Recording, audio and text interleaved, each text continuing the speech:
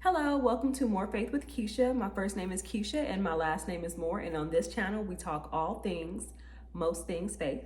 I love to give my faith testimonies to motivate, inspire, and to encourage you to keep the faith in your dreams, in your goals, in your aspirations, and most importantly, to keep your faith in God.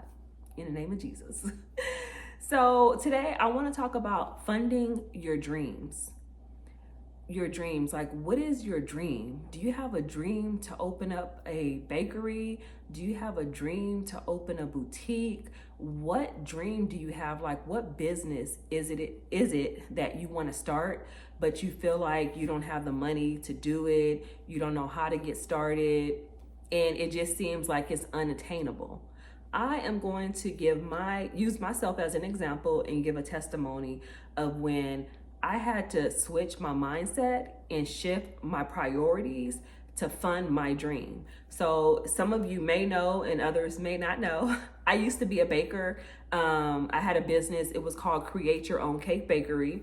I baked cookies, cakes, cupcakes, chocolate covered strawberries, just things of that sort. And I was baking out of my home. And sometimes when I had like a really big order, I would rent out like a commercial kitchen. But I was tired of baking out of my home. I wanted to see my dream, my vision go to the next level. And I wanted to open up like a little cupcake shop in the mall in Southern California. That's where I'm from. So like the Northridge Mall, which is in Southern California. So I wanted to open up a shop, and I just started praying like, okay, God, just give me wisdom, give me insight.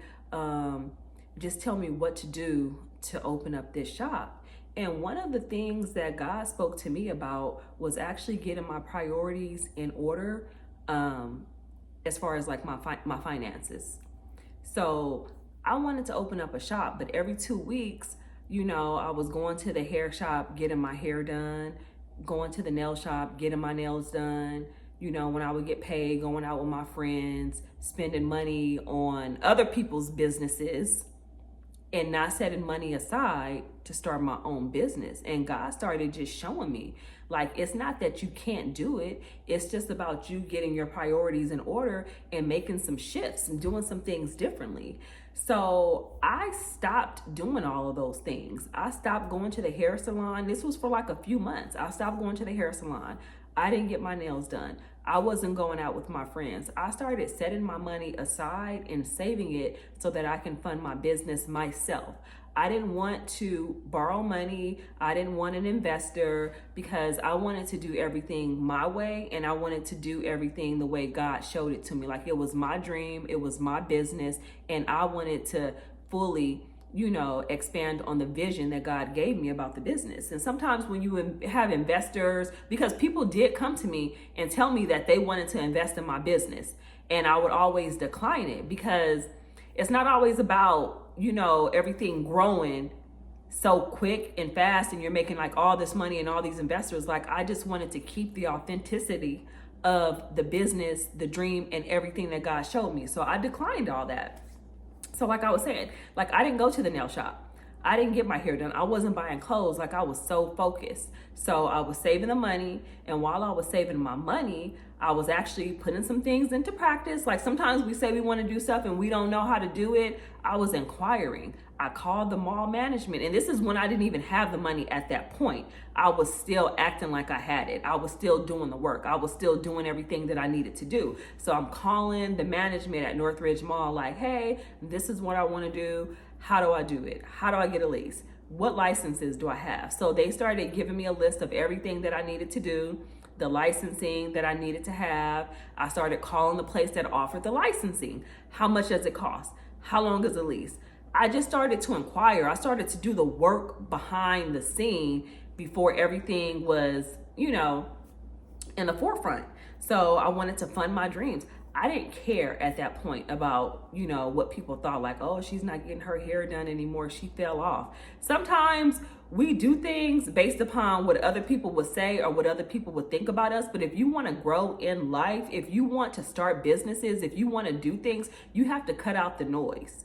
You have to cut out the noise, center in on God, center in on the vision, center in on what it is that you want to do, and focus on that.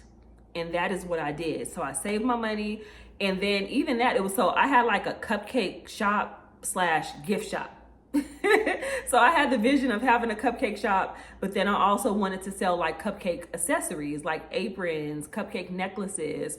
So every 2 weeks when I got paid, instead of spending my money on frivolous things, I started ordering the supplies, ordering the products, because I didn't have enough money to do it all at once. So I worked with what I had. I would order some aprons, ordered a few cupcake bracelets, ordered a few cupcake necklaces, paid some of the licensing people. So I did everything in bits and pieces, and holistically everything cost around $10,000. Now $10,000 may not seem like a lot to some of you, and some of you that may seem like a lot. However, like I said, I put everything into practice. I put my priorities in order. If you really calculate what you're spending on a weekly and monthly basis versus what it is that you want to do over maybe like a year, you will probably have enough money to fund your business and to invest in your business.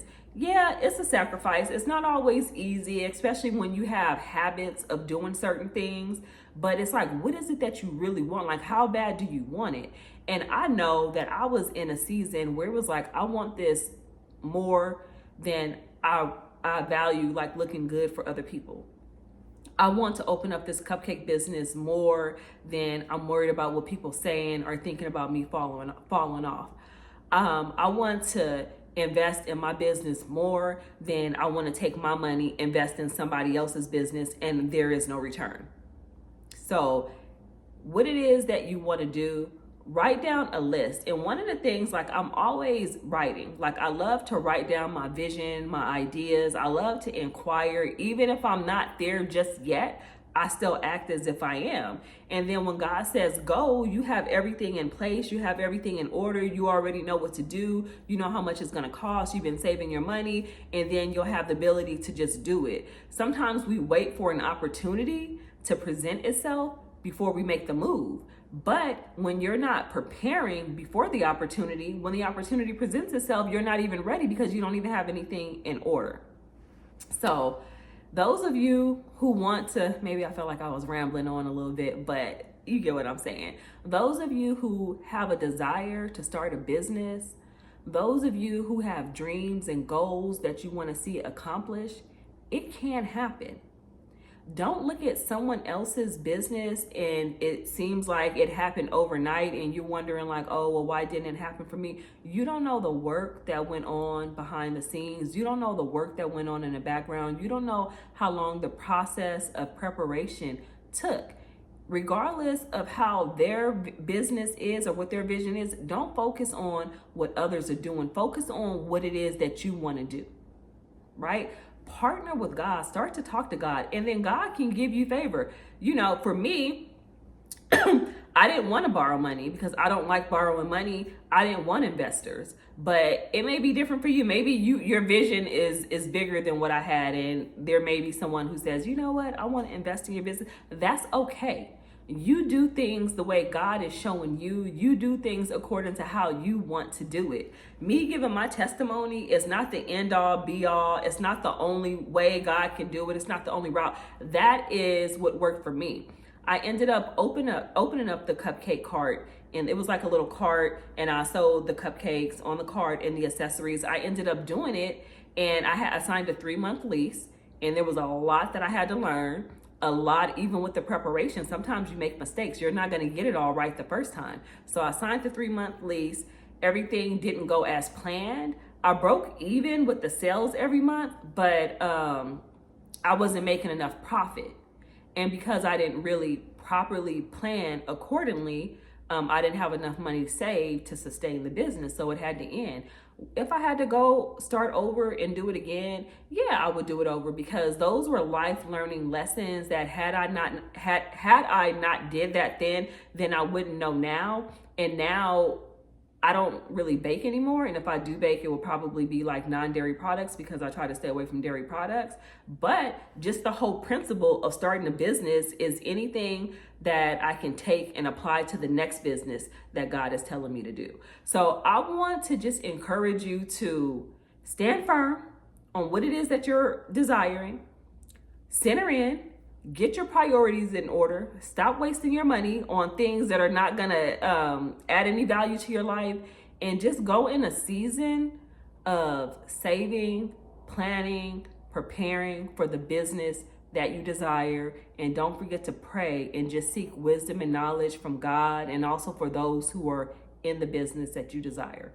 All right, don't forget to like, share, comment, and subscribe. Bye.